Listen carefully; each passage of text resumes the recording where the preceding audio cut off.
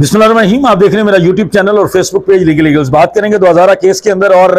एक main stream media के सहाफ़ी एंकर और मेन स्ट्रीम मीडिया के अंदर बहुत बड़ा और मशहूर प्रोग्राम करने वाले एंकर इकरारुल हसन की एंट्री से मुतल्लिक 2000 केस के अंदर कल उन्होंने अपनी बाकायदा शमूलियत का आगाज़ किया है। बाकायदा तौर पर एक व्लॉग किया है जिसके अंदर उन्होंने अपना पॉइंट ऑफ व्यू रखा है और वो पॉइंट ऑफ व्यू बेसिकली कोई नया नहीं है, जिस चीज़ के ऊपर हम बहुत दिनों से काम कर रहे हैं, बल्कि जिस दिन से ये सारे मामला जो है वो गंभीर होती जा रही है सिचुएशन, जो तब से हम काम कर रहे हैं, उसी पॉइंट को इंडोर्स किया है इकरारुल हसन ने। इकरारुल हसन ने ये वाजे किया है कि उन्होंने भी अपनी तहकीक जो है वो ऑफ द रिकॉर्ड जारी रखी थी। बैकएंड पे वो काम कर रहे थे, बिल्कुल सारी चीज़ों के ऊपर उनकी नज़र थी। उनकी बाकायदा तौर पर टीम ने तफ्तीश की है और उनकी तफ्तीश में हम सच्चे साबित हुए हैं। जो लोग आज तक इस चीज़ के अंदर बार बार जोर दे रहे थे कि ये बाकायदा तौर पर एक कमसिन बच्ची को अगवा किया गया है, उसको अगवा करने के बाद और अगवा भी बेचने की नीयत से किया गया है, उस बच्ची को जिस्मफरोशी के धंधे में या उस बच्ची को कहीं और बेचने के धंधे से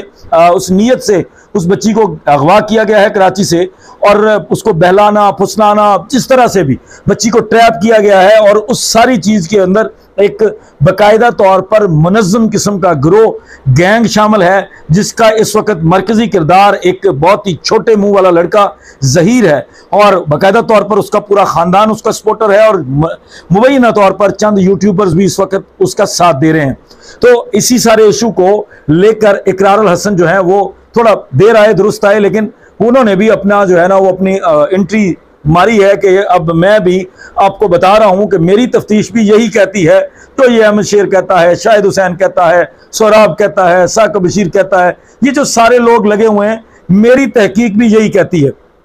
जब ये तहकीक सामने आई तो उसके बाद कुछ घटिया किस्म के इल्जामात लगाए जा रहे हैं। मैं ज़ाती तौर पर ना तो इकरारुल हसन का स्पोक्स पर्सन हूँ, ना मेरा इकरारुल हसन के साथ किसी किस्म का कोई वास्ता है। मुझे इकरारुल हसन से कोई लेना देना नहीं है। आयशा इकराम केस के अंदर मेरे भी जज्बात उनके लिए वही थे जो आप तमाम लोगों के थे, लेकिन ज़रूरी नहीं होता कि जब हम ये देखें कि कोई बंदा अगर किसी से कोई गलती हुई है और उसके बाद वो पॉजिटिव काम करने जा रहा है तो हम उसके ऊपर उसकी उस नेगेटिव चीज़ों को याद रखें। तो मैं ज़ाती तौर पर उनको बेनिफिट ऑफ डाउट देता हूं और वेलकम करता हूं कि आपने बहुत अच्छा किया।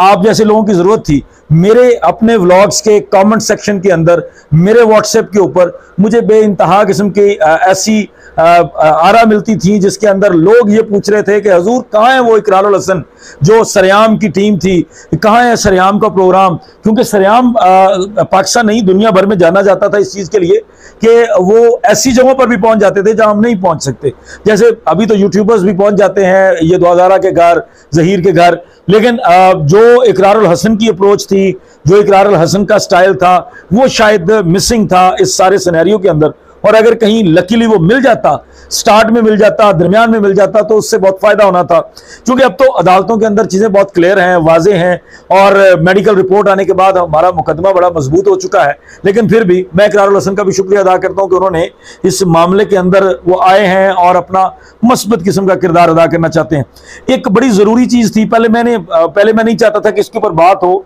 एक यूट्यूबर एडी मलिक, मैं अक्सर एडी मलिक के साथ 2 या 3 दफ़ा मैंने ऑलरेडी किया है व्लॉग आप लोगों के लिए। पहली दफ़ा तो मैंने बिल्कुल वो मेरे लिए पहला था, अनजान था सब कुछ कि मैंने एडी मलिक से ये चीज़ें पूछनी है सिर्फ उसका शबीर का इंटरव्यू देखने के बाद। लेकिन दूसरी दफ़ा आप लोगों के कहने पर मेजॉरिटी आप लोगों में से ये चाहती थी कि मैं उसको बुलाऊं और उसकी छानबीन करूं, वो बंदा कितना जानता है, वो मैंने आपके सामने रखा।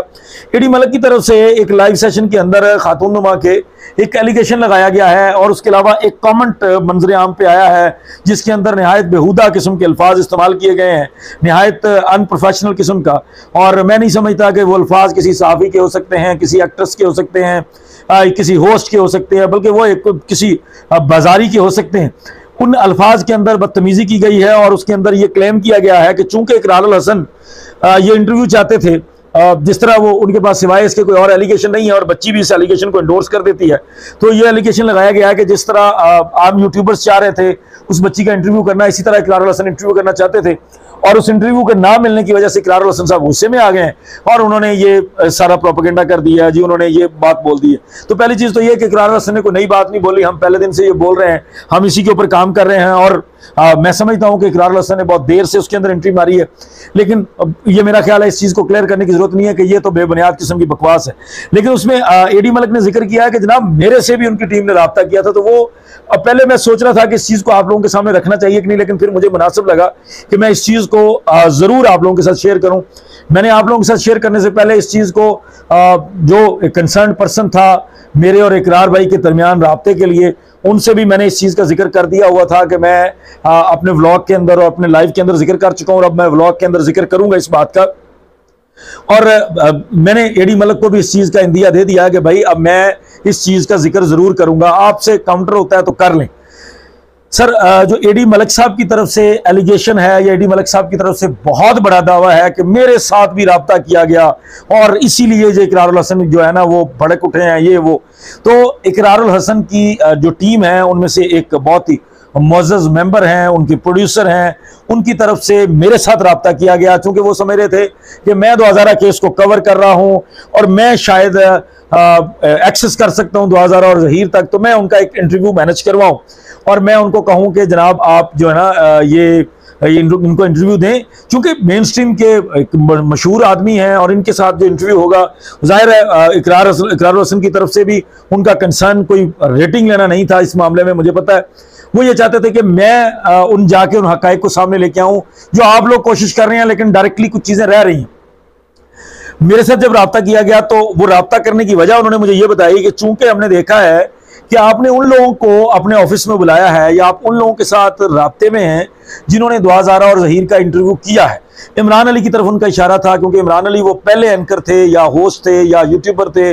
जिन्होंने 2000 और ज़हीर का पहला इंटरव्यू किया था खातून नुमा के साथ, उसी जगह पर, उसी सोफे पर, उसी गद्दी के साथ, उसी साए के साथ, उसी भीड़ के साथ उस कमरे में इमरान अली ने भी इंटरव्यू किया था। तो दे थॉट कि मैं शायद वहां एक्सेस कर सकता हूं थ्रू इमरान और समबडी एल्स। लेकिन मैंने उनको कहा कि जी इमरान जो है, इमरान को तो क्योंकि इमरान अब सच बोलने लगा है तो सच बोलने वाला बंदा उनको नहीं चाहिए, लेकिन एक बंदा मेरे ज़हन में है वो शायद अभी सच नहीं बोल रहा, मुकम्मल सच नहीं बोल रहा या सच बोलना नहीं चाहता, तो एडी मलिक जो है वो आपके लिए रेलेवेंट आदमी है। एडी मलिक के जरिए आप राब्ता कर सकते हैं, जिसके ऊपर मैंने अब मेरे मोबाइल के अंदर, मुझे पता है मुझे अपने व्यूअर्स को दिखाने की जरूरत नहीं है, मेरे पास वो स्क्रीनशॉट है, मेरे व्हाट्सएप के अंदर अवेलेबल है कि मैंने उन मुअज़्ज़ज़ भाई को, मेरे बड़े भाइयों की तरह है जिन्होंने इकरारुल हसन की टीम से मुझसे राब्ता किया था और मेरा एक जाती तौर पर उनके साथ ताल्लुक है, इस सोशल मीडिया या मीडिया की फील्ड से अलहदा भी, साफियों से अलहदा भी मेरा उनके साथ एक ताल्लुक है। तो मैंने उनको बाकायदा तौर पर यह कन्वे किया, मेरी उनके साथ एक कॉन्वर्सेशन हुई। मैंने कहा जी ये एडी मलिक जो है ना वो अभी भी चूंकि उन लोगों के ग्रुप के साथ है, उसी मुबैना तौर पर गैंग का सरगना बन के या तर्जुमान बन के फिरता, तो आप एडी मलिक से राब्ता कर लें। मे भी एडी मलिक जो है ना वो अगर सच चाहेगा, अगर देखिए हम पॉजिटिव लोग हैं, हमें तो लगता है कि किसी भी जगह जो है ना सच्चाई का, पॉजिटिविटी का रास्ता बंद नहीं होना चाहिए, अच्छाई का रास्ता खत्म नहीं होना चाहिए, अच्छाई के लिए उम्मीद रहनी चाहिए। तो मैंने इसलिए एडी मलिक का नंबर उनको रेफर किया, वरना जो वो क्लेम कर रहा है कि मुझ तक पहुंचे, मुझ तक राब्ता किया, तो भाई आपकी कोई ऐसी अल्लाह माफ करे वर्थ नहीं है कि आपको उन्होंने अप्रोच करना था। तो आई वॉज द पर्सन जी जिसने एडी मलिक का नंबर फॉरवर्ड किया और इकरार भाई के लिए कोशिश की कि अगर वो चले जाते हैं, देखिए जरूरी नहीं है कि हमें इसके ऊपर कुछ शौक है कि हम बार बार सुबह शाम काम करें, तो मुझे ये लगता था कि शायद इकरारुल हसन जो है ना उनमें से कुछ निकाल सकेंगे और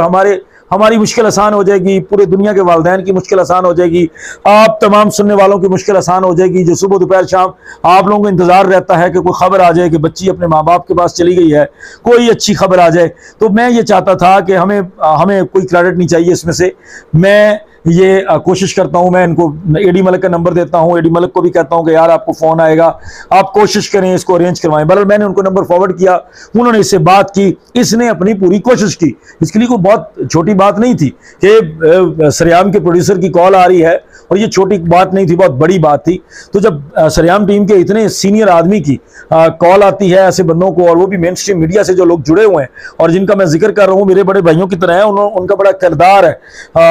वो भी इस सरेआम टीम के कुछ कामों की वजह से कई दफा अरेस्ट हो चुके हैं, उन्होंने बड़ी कुर्बानियां दी हैं। तो मैंने उनको कहा कि आप बात करें, और उन्होंने जब मेरे नंबर देने के ऊपर और मेरे कहने के ऊपर राब्ता किया तो आगे से ना हो गई, क्योंकि वो भी नहीं चाहते थे कि हकीकत सामने आए, जो भी वजह हुई, जो भी उनकी आपस में तय हुई, उन्होंने इनको ना कर दी। तो ये बात बार बार प्रोपेगेंडा किया जा रहा था, इसको इस्तेमाल किया जा रहा था,